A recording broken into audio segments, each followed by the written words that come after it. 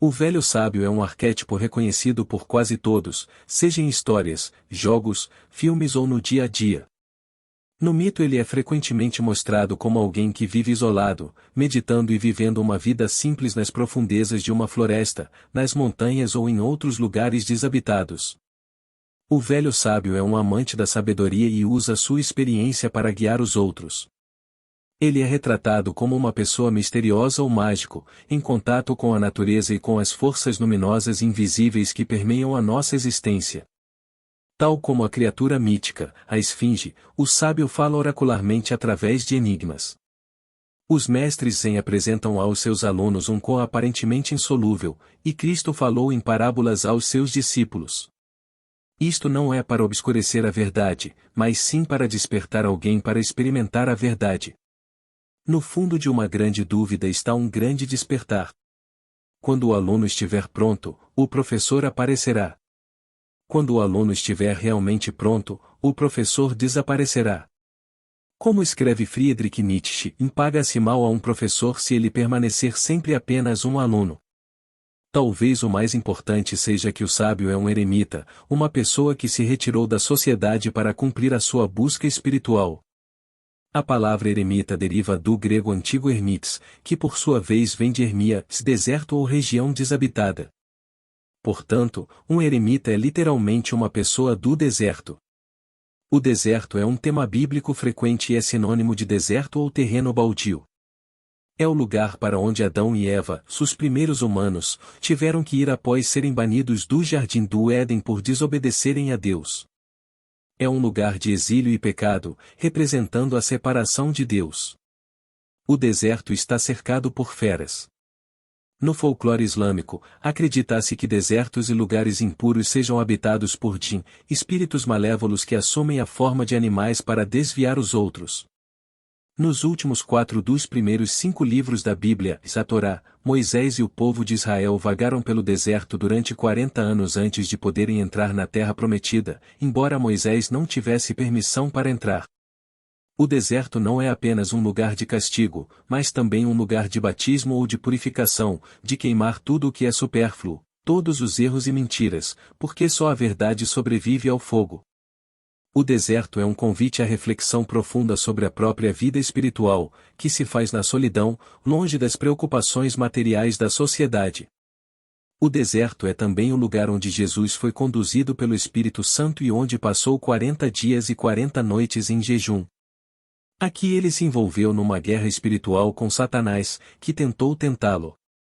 Depois de rejeitar cada tentação, Jesus retorna à Galiléia e inicia seu ministério público.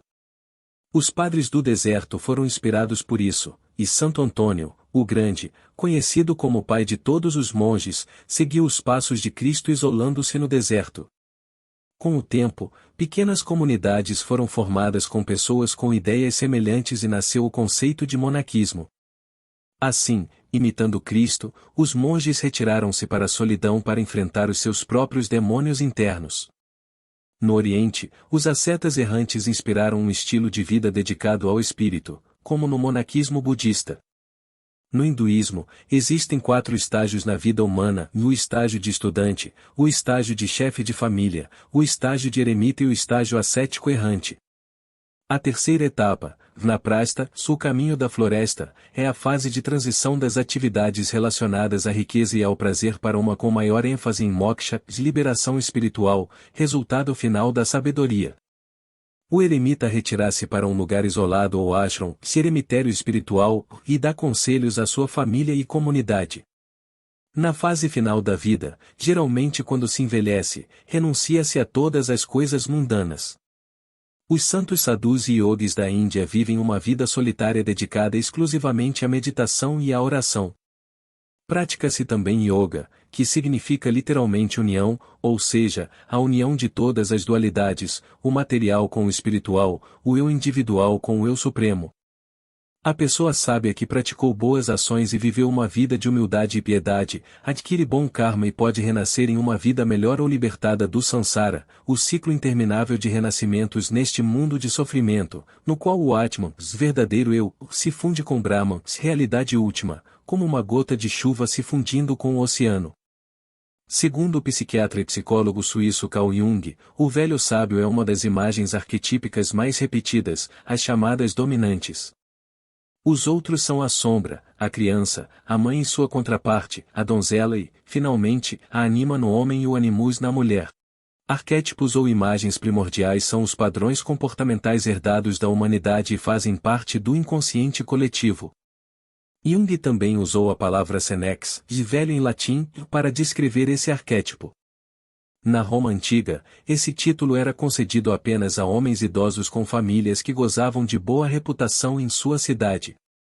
O senex é a imagem arquetípica do significado e da sabedoria, simboliza o fator espiritual e é uma personificação do espírito masculino. Na psicologia do homem, a anima do homem, seu arquétipo da vida, está relacionada ao velho sábio como de filha para pai. Na psicologia feminina, o velho sábio é um aspecto do animus nas mulheres, seu arquétipo do significado. O equivalente feminino tanto em homens quanto em mulheres é a mãe terra ou grande mãe. Os arquétipos são frequentemente mal interpretados como significando certas imagens ou motivos mitológicos, mas estes nada mais são do que representações conscientes. Não podemos ver o arquétipo em si, porque é uma forma sem conteúdo, mas apenas a imagem arquetípica que se tornou consciente e pode ser experienciada na forma incorporada. Portanto, as imagens arquetípicas podem variar muito em detalhes ao redor do mundo, mas todas compartilham o mesmo padrão básico. O arquétipo do ancião sábio é frequentemente apresentado como um professor de sabedoria, como Abraão, Moisés, Salomão, etc., na tradição judaico-cristã. O rei Salomão é famoso por sua sabedoria e é o autor do livro dos Provérbios. O fundamento teológico é que o temor do Senhor é o começo da sabedoria. Este não é um medo servil, mas o medo de estar na presença do infinitamente grande. Hineni é uma frase poderosa em hebraico que significa "eu aqui estou". É o comportamento de alguém, seja na presença de Deus ou de outro ser humano. Aqui estou, totalmente em sua presença. O temor do Senhor é o medo do luminoso, a experiência do terror misterioso e da admiração na presença de Deus, um medo que surge do amor de Deus. A sabedoria, Sofia, é elogiada pelo seu papel na criação ou Deus adquiriu antes de tudo, ela traz ordem ao caos, e como os humanos prosperam em conformidade com a ordem da criação, buscar a sabedoria é a essência e o objetivo da vida. Se ela é apreciada, a pessoa é exaltada, se eles aceitarem isso, alguém será honrado. Mas se você se recusar a ouvi-la quando ela te chamar, quando você não prestar atenção nela quando ela lhe estender a mão, ela também irá te ignorar quando você mais precisar dela, nos momentos de angústia e angústia. Qual melhor é adquirir sabedoria do que ouro, e adquirir conhecimento em vez de prata? O princípio da sabedoria é este: vai adquirir sabedoria. Mesmo que custe tudo o que você tem, obtenha compreensão. No Hermetismo, Hermes Trismegisto é a fonte de toda a sabedoria, o mestre do mistério de todas as épocas, especialmente da alquimia. Ensina-nos que não somos fundamentalmente diferentes do Supremo e que a gnose, conhecimento místico revelado, é o resultado da sabedoria divina. Na China, o sábio é representado pelo filósofo Laozi, fundador do taoísmo. Seu nome é na verdade um título honorífico que significa o ancião ou o velho mestre. Ele ensinou que a sabedoria vem do tão ou o caminho, a ordem natural do universo, que não é diferente da natureza ou de nós mesmos, é simplesmente a forma como as coisas são. Tudo coexiste, a vida é simplesmente um acontecimento. Ao esquecer-se de si mesmo, a pessoa se torna o universo. O tão não pode ser entendido como um conceito, pois é eternamente sem nome, só pode ser vivenciado na vida, como em estados de fluxo ou de ação sem esforço, através dos quais, sem sequer tentar, alcança-se a harmonia e o conhecimento perfeitos da corrente. Situação. Na lenda arturiana, o sábio aparece como o mago Merlin. Na Divina Comédia de Dante, o poeta romano Virgílio aparece como um psicopompo ou guia espiritual, uma manifestação do sábio, ou na difícil mas necessária descida de Dante ao inferno. Na obra de Nietzsche ele aparece como o profeta Zaratustra, que desce das montanhas à humanidade para compartilhar seus dons de sabedoria. E em Jung ele aparece como Filemon, seu velho sábio interior que conheceu durante a imaginação ativa, assumindo o papel de guru. Representa uma visão superior, uma personalidade viva a qual Jung não era idêntico e que lhe ensinou a objetividade psíquica, a realidade da psique. O sábio também pode ser visto no mestre xamã, que é responsável pela direção religiosa de uma comunidade e protege sua alma. Ele tem acesso a uma região do sagrado não acessível aos demais membros da comunidade e orienta os neófitos que devem passar pelas primeiras provas para encontrar suas almas perdidas. Para o xamã, o mundo inteiro é permeado por uma força vital humana que conecta todos os seres vivos com a anima mundi, alma do mundo. Na ficção popular moderna, o velho sábio aparece como Yoda em Star Wars, o mago Gandalf em O Senhor dos Anéis e o professor Dumbledore em Harry Potter, entre outros. O velho sábio aparece em sonhos sob a forma de rei, mágico, médico, sacerdote, professor, avô ou qualquer outra pessoa que tenha autoridade. O arquétipo do espírito aparece não apenas na forma de um homem, mas também como um espírito real, ou seja, o fantasma de uma pessoa morta ou, mais raramente, como uma criatura como um anão, um gnomo, um duende ou um animal falante. O sábio geralmente aparece numa situação em que um bom conselho é necessário, mas não pode ser obtido com os próprios recursos. É o significado pré-existente escondido no caos da vida e compensa este estado de deficiência espiritual com conteúdo revelador concebido para preencher o vazio. Este arquétipo permaneceu latente no inconsciente coletivo desde o início da história. Desperta nos momentos difíceis, porque quando as pessoas se perdem, sentem necessidade de um guia ou professor. No processo de individuação, a jornada ao longo da vida em direção à totalidade psíquica, o arquétipo do velho sábio demora a emergir e é, portanto, visto como uma indicação do eu, a personalidade total. A analista junguiana Marie-Louise von Franz escreve: se um indivíduo lutou por tempo suficiente com o problema da anima, ou animus, o inconsciente muda novamente seu caráter dominante e aparece em uma nova forma simbólica, como um iniciador e guardião masculino, um guru indiano, um ancião sábio, um espírito de natureza, etc. À medida que envelhecemos, entramos no mundo do Senex, o polo oposto do Puera Eternus, criança eterna, mas ainda assim o lado oposto da mesma moeda. Reconhecemos que os jovens conhecem a idade, tomamos consciência do envelhecimento lembrando como éramos quando éramos jovens. O objetivo da idade adulta é retornar à infância como um ser maduro, não permanecer no estado de infância e recusar-se a crescer, síndrome de Peter Pan. Muitas pessoas mais velhas parecem retornar a um estado de inocência e admiração infantil. O Senex pode ser associado ao deus Apolo, disciplinado, controlado, responsável, racional e ordeiro. Já o Puer está relacionado a Dionísio, limitação, instinto, desordem, embriaguez e fantasia. Ambos os arquétipos são necessários para uma vida psicologicamente saudável. Com sua autoridade, tradição e estrutura, o Senex consolida, fundamenta e disciplina. Puer brilha com perspicácia e próspera com imediatismo, fantasia e criatividade. Esses dois arquétipos representam o passado e o futuro, o antigo e o novo. A dualidade Senex-Puer é um padrão fundamental da vida psicológica, que sempre atua dentro de nós. Esta dualidade está representada em Mercurius, o equivalente romano do grego Hermes. Na alquimia, ele é descrito como uma criança e um velho. Representa a união dos opostos, e portanto, a pedra filosofal ou o eu. Mercurius Senex é idêntico a Saturno, que na alquimia está associado ao chumbo, a prima matéria ou matéria-prima necessária para a grande obra. Na astrologia medieval, Saturno é conhecido como o deus maléfico, em contraste com Júpiter, o deus benéfico. Saturno é a morada do próprio diabo. No gnosticismo ele aparece como o deus serpente com cabeça de leão e Aldabaoth, o demiurgo e arconte supremo que criou o mundo material para aprisionar as almas em corpos físicos. Ele é um filho do caos e das trevas. Todos os arquétipos têm um lado claro e um lado escuro. O lado negro do velho sábio está isolado do mundo e dos outros, e vive em sua torre de marfim.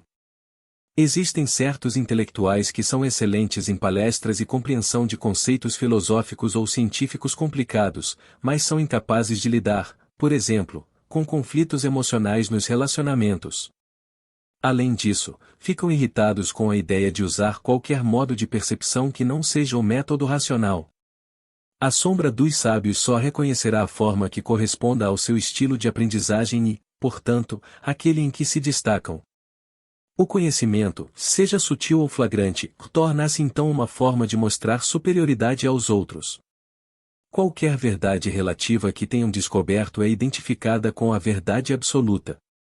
Por exemplo, o cientificismo ocorre quando a ciência parece considerar o seu próprio ponto de vista científico como uma posição de verdade inquestionável a partir da qual pode ser afirmado em todas as direções, de modo que coisas como a religião, a psicologia, a filosofia e as artes parecem não ser mais do que opiniões subjetivas.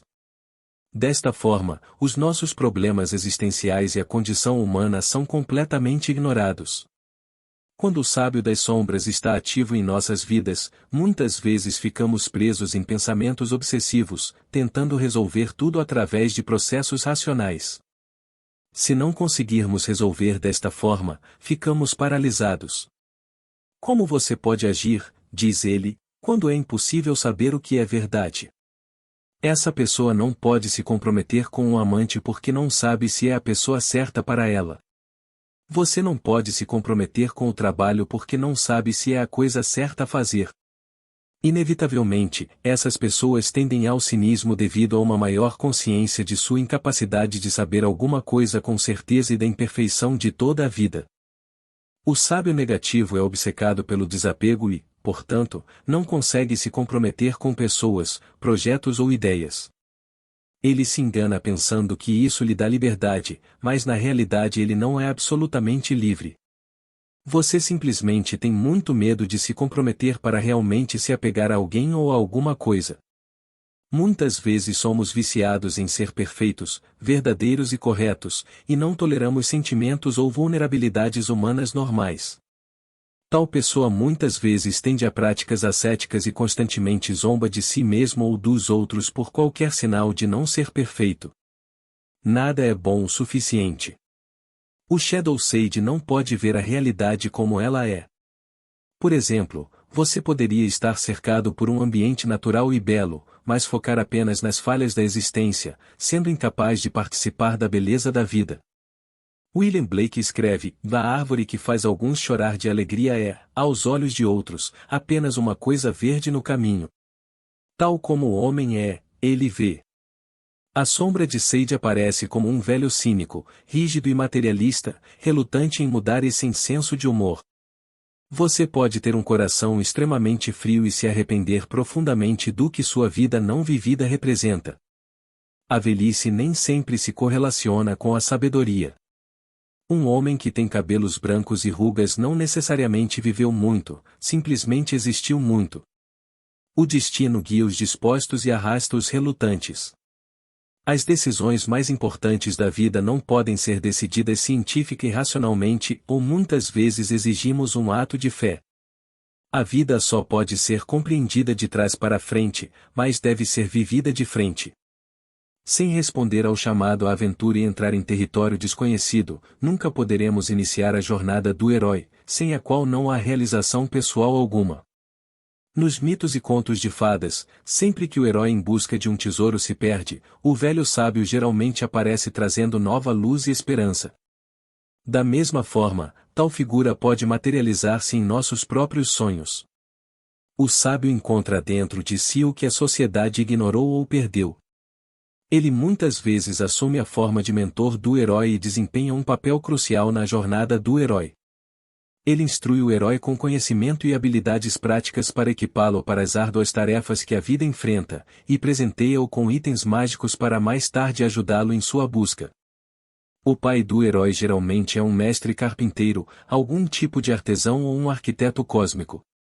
Nos contos de fadas, o pai do herói é, mais modestamente, o tradicional lenhador. Jung escreve: "O herói simboliza nosso eu inconsciente, e isso se manifesta empiricamente como a soma total de todos os arquétipos e, portanto, inclui o arquétipo do pai e do velho sábio. Nessa medida, o herói é seu próprio pai e seu próprio progenitor. Uma maneira de interpretar mal o significado de um personagem arquetípico é ver a figura literalmente, e não simbolicamente. No caso do sábio, pode-se deixar crescer a barba, usar vestes de monge e talvez partir para alguma terra distante, em busca de um guru em quem projetar sabedoria e iluminação perfeitas. Contudo, se não conseguirmos encontrar alguém em quem projetar o sábio, poderemos, em desespero, colocar o nosso jovem e inexperiente eu humano no papel deste arquétipo. Identificar-se com qualquer arquétipo pode ter consequências desastrosas. Pode causar inflação do ego, na qual o buscador experimenta um complexo de Deus ou um complexo de Messias. Ele mesmo pode iniciar um culto, atraindo seus próprios seguidores para adorá-lo. Por outro lado, pode se ver esmagado pelo peso de um papel arquetípico e afastar-se completamente da vida, caindo numa depressão de tipo vegetal. Em qualquer caso, a própria condição humana está distorcida. Infelizmente, livrar-se de nossos fardos psicológicos não é tão fácil. Nunca se pode tornar-se uma figura arquetípica. Qualquer tentativa deste tipo é inútil e tem elementos trágicos. O fato óbvio é que um personagem arquetípico é sobre-humano. No tarô, o arquétipo do velho sábio é representado pela nona carta dos arcanos maiores, o eremita. No baralho Rider-Waite, vemos na carta um velho de cabelos e barba brancos, vestido com vestes de frade ou monge.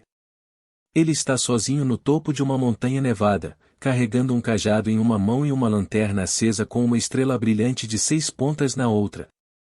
Ele está com os olhos fechados e olha para dentro de si, ecoando as palavras de Jung, daquele que olha para fora dos sonhos, quem olha para dentro desperta.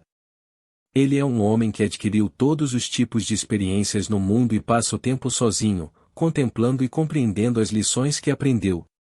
Aqueles que encontram e falam. Seu dom é tão elementar e eterno quanto o fogo de sua lâmpada. Homem de poucas palavras, vive no silêncio da solidão. Ele não nos traz sermões, nem mandamentos, ou nos repreende por nossas más ações. Ele nos oferece a si mesmo. Com a sua simples presença, ilumina os recantos mais temíveis da alma humana e aquece corações vazios de esperança e de sentido. Jung escreve: meus amigos, é sábio nutrir a alma, caso contrário vocês criarão dragões e demônios em seus corações. A chama segurada pelo eremita poderia representar o espírito quintessencial inerente a toda a vida e aquele núcleo central de significado que é o indescritível quinto elemento que transcende os 4 elementos da realidade mundana. Oferece-nos aquela luz interior cuja chama dourada por si só dissipa o caos e as trevas espirituais. Sua lâmpada parece um símbolo adequado para a percepção individual do místico, a possibilidade da iluminação individual como potencial humano universal.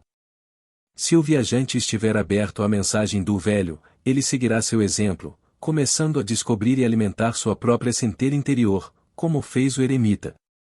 Se você estiver disposto a assistir e ouvir, o velho sábio pode ajudá-lo a encontrar sua própria lâmpada.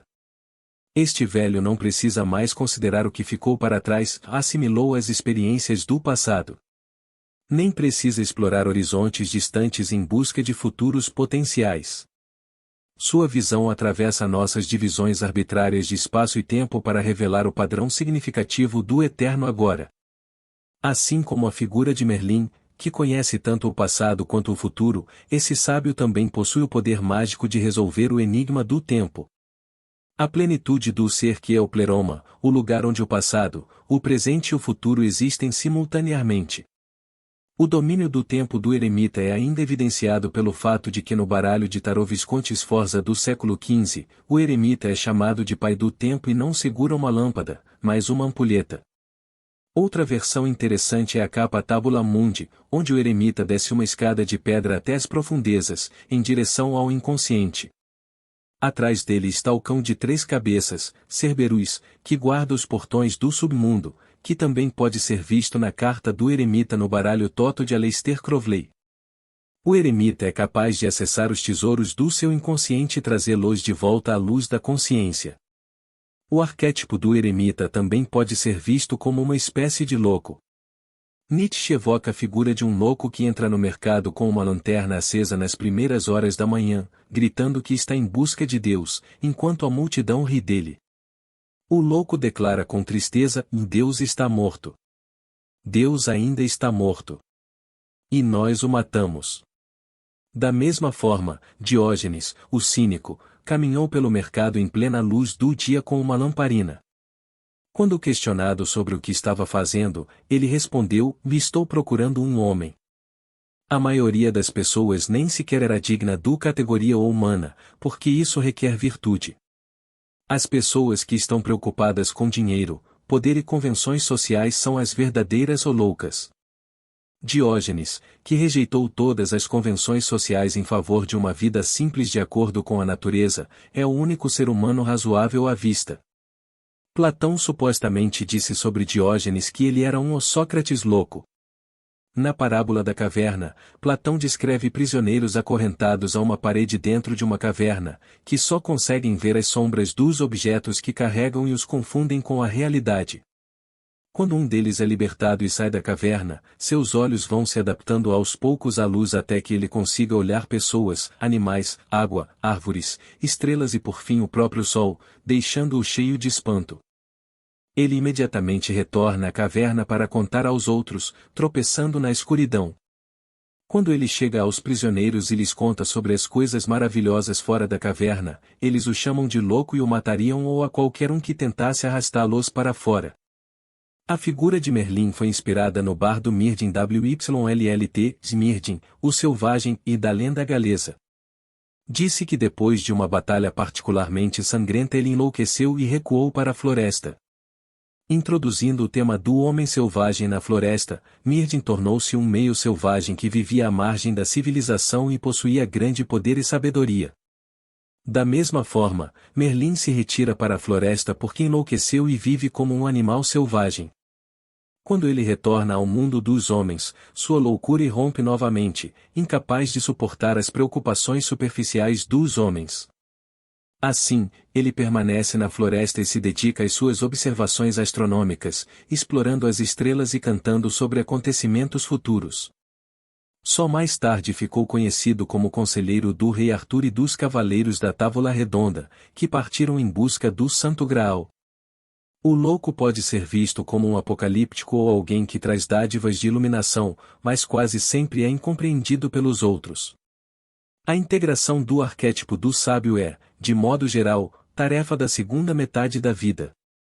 Quando somos jovens, temos que aprender a viver, e quando envelhecermos, teremos que aprender a morrer. A morte é psicologicamente tão importante quanto o nascimento.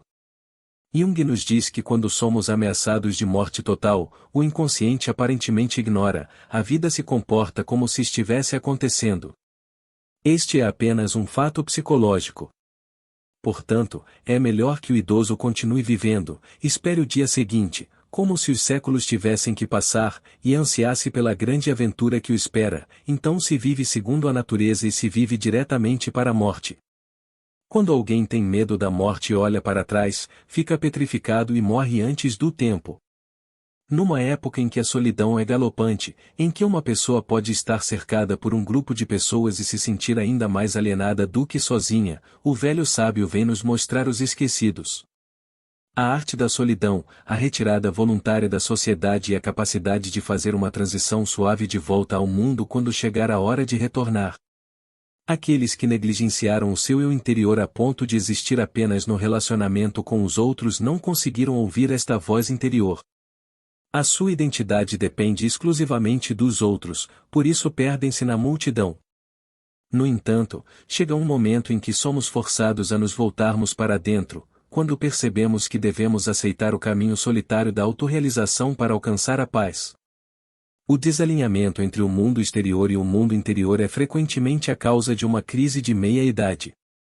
Depois de muito tempo, o eremita pode tornar-se iluminado e transformado em sábio, e sentir que tem a responsabilidade de compartilhar sua sabedoria com os outros.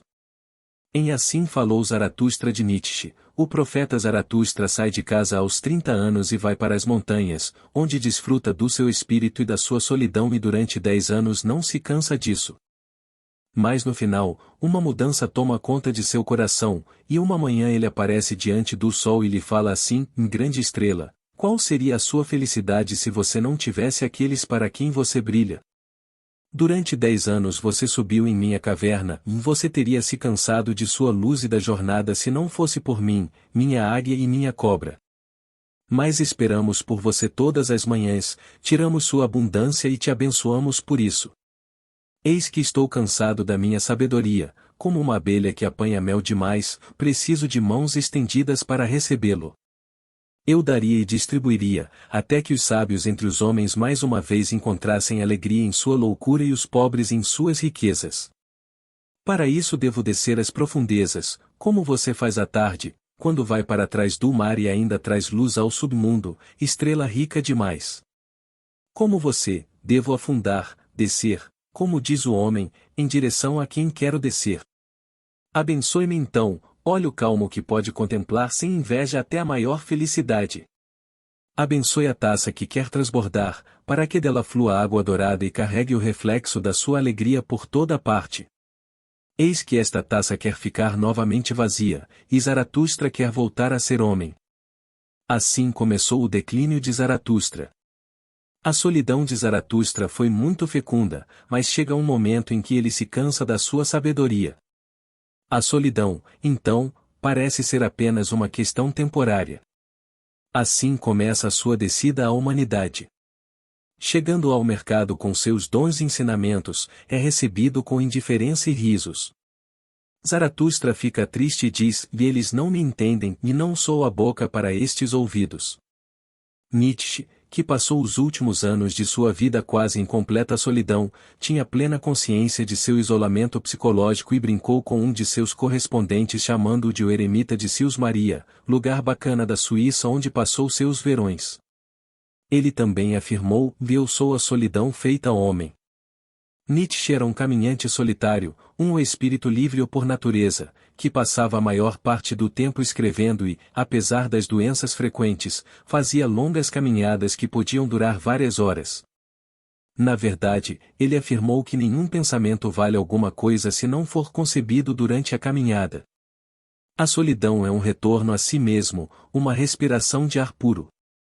Nietzsche escreve: quando estou entre muitos, vivo como muitos e não penso como realmente penso, ou depois de um tempo sempre parece que querem me banir de mim mesmo e roubar minha alma e eu fico com raiva de todo mundo e tenho medo de todo mundo. Então preciso que o deserto volte a ser bom. Embora a solidão seja essencial para o autoconhecimento, o isolamento pode ser destrutivo. A solidão introspectiva é compatível com a vida em comunidade, mas também é necessário recuar de vez em quando para a solidão total para colher os seus frutos. A depressão é o grito da alma por crescimento. Todos nós precisamos fazer muitas viagens de ida e volta ao deserto ou em vários momentos de nossas vidas para reabastecer nossas almas. É por isso que é essencial ter um eremitério espiritual para onde ir. O chamado da jornada do sábio começa com confusão, dúvida e um profundo desejo de encontrar a verdade. O primeiro problema que normalmente encontramos na nossa busca pela verdade é a desilusão. Descobrimos que cada indivíduo tem a sua verdade, que pode ser tão boa quanto a de qualquer outra pessoa, desde que seja virtuoso. Existem verdades, mas não uma verdade absoluta. Como então escolhemos o que é objetivamente verdadeiro? Iremos inevitavelmente lutar com o problema do compromisso no contexto do relativismo, a ausência de verdade objetiva. Primeiro você tem que começar encontrando o estilo de vida que melhor se adapta a você. No meio de uma crise existencial, o teólogo e filósofo dinamarquês Søren Kierkegaard escreveu no seu diário: "O que eu realmente quero é ter claro na minha mente o que devo fazer, não o que devo saber, exceto na medida em que certos conhecimentos devem preceder cada ação. A questão é compreender-me, ver o que Deus realmente quer que eu faça, e a questão é encontrar uma verdade que seja verdadeira para mim, encontrar a ideia pela qual posso viver e morrer." Para Kierkegaard, a verdade é subjetividade, e a subjetividade é verdadeira. Você tem que colocar sua própria existência antes de qualquer outra coisa e aceitar a responsabilidade por ela. Não faz sentido colocar a própria vida entre parênteses em favor de teorias abstratas sobre a existência humana, ou continuar sem pensar em nenhum sistema. De que adianta ter uma visão do mundo que não se vive, mas apenas se defende através da visão dos outros? Encontrar a própria verdade certamente não é uma tarefa fácil, porque onde há um caminho, provavelmente é o caminho de outra pessoa. Devemos caminhar sozinhos onde a floresta é mais escura e onde não há caminho. Quando vivenciamos a noite escura da alma, nossa verdade pode ser destruída e percebemos o quanto ela é inútil para nós. A verdade que realmente importa para nós, no entanto, não se estilhaça no nosso momento de desespero, ela sustenta-nos e mantém-nos à tona, mesmo que ainda possamos rebelar-nos contra ela. Após encontrar a verdade subjetiva e expressá-la no mundo, o sábio deve alinhá-la com a verdade além de si mesmo. A verdade deve necessariamente ir além da nossa subjetividade, porque é a verdade objetiva que nos fundamenta no eterno, e isso só é possível se tivermos uma relação com Deus, um eu superior que supera o próprio eu, para que, paradoxalmente, se verdadeiramente se torna você mesmo. Em outras palavras, a vontade individual está alinhada com a verdade objetiva. Num manuscrito medieval, um rei vive na beira de uma roda, que podemos chamar de nossas verdades subjetivas e temporais, e dinheiro, prazer, fama, poder, etc. O rei se move em um processo interminável de estou reinando, eu reinei, perdi meu reino ou eu reinarei. Ele passa a vida inteira se preocupando com o que vai perder, por causa do seu apego às coisas temporárias. No centro, porém, está a verdade objetiva e eterna, representada como Cristo, um símbolo do eu, que permanece eternamente constante, não importa o que aconteça na vida. Este é Deus, uma esfera infinita, cujo centro está em toda parte e a circunferência em lugar nenhum. O sábio procura alinhar-se com este centro infinito e alcançar a calma interior. O eu é uma imagem de Deus. Quem se conhece conhece a Deus. Chegamos a Deus através do eu, mas Deus não é o eu, porque ele está por trás e acima dele. Os antigos filósofos gregos usavam a palavra apatheia, se não confundir com apático, para descrever o estado de sabedoria e tranquilidade em que alguém se encontra quando está alinhado com este centro eterno. A pessoa deixa de ser perturbada por suas selvagens flutuações emocionais e aceita tudo o que a vida lhe lança. Ao contrário da pessoa indisciplinada, o sábio é capaz de contemplar e calar-se sem ser constantemente agredido pelos seus próprios defeitos e pensamentos negativos. Ele está em paz com a vida e consigo mesmo, pois aceitou suas falhas e está focado em seu dever espiritual. No coração de cada ser humano vive um sábio. A maior conquista do sábio é libertar-se do apego às coisas temporais.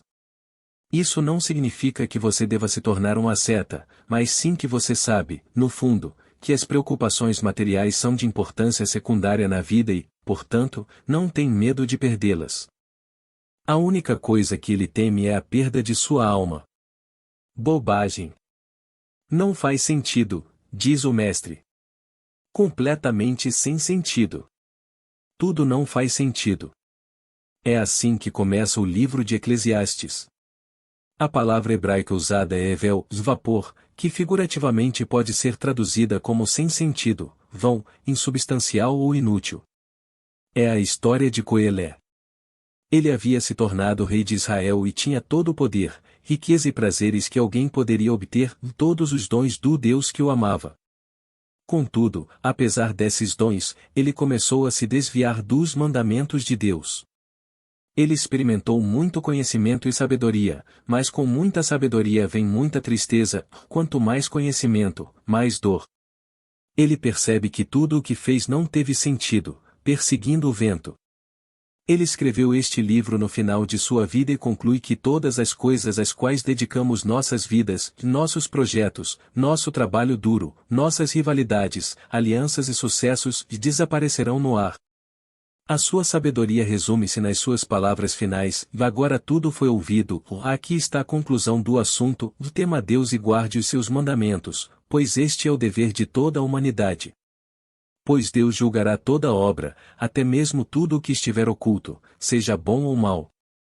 Ao contrário do arquétipo do mago que deseja transformar a realidade mudando a consciência, o velho sábio tem pouca ou nenhuma necessidade de controlar ou mudar o mundo, ele só quer entender isso. O caminho do sábio é a jornada para descobrir a verdade sobre nós mesmos, nosso mundo e o universo.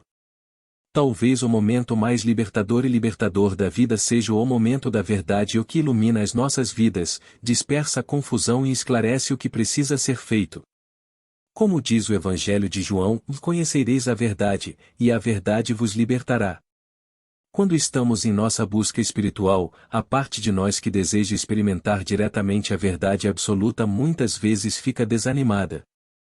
Várias práticas espirituais ao redor do mundo incentivam as pessoas a progredir lentamente. Tomasse cuidado para que mentes despreparadas não sejam quebradas ao experimentar o êxtase associado à verdade eterna. Não existem atalhos para a iluminação. Em algum momento, o sábio deixa de buscar conhecimento e ganha sabedoria. Sabedoria não é apenas saber o que fazer, mas também fazer a coisa certa. A verdadeira sabedoria não só nos faz saber, ela nos faz ser de uma maneira diferente. Aqueles que praticam a sabedoria são excelentes contempladores da natureza. O sábio está satisfeito com a realidade tal como ela é e tem uma visão muito clara de como passar os anos restantes de sua vida. Aquele que tem um porquê pode suportar quase qualquer como. Toda a sua vida o levou a este preciso momento, onde a luta e o conflito finalmente se transformam em paz. E ele se deleita com a beleza do mundo e com as coisas simples da vida. Enquanto a pessoa comum perdeu contato com o mundo e não vê a realidade como ela é, o sábio se vê como parte de uma consciência cósmica e experimenta o êxtase, estando fora de si mesmo, mas ainda sendo ele mesmo. Veja um mundo em um grão de areia e um céu em uma flor silvestre, segure o infinito na palma da sua mão e a eternidade em uma hora.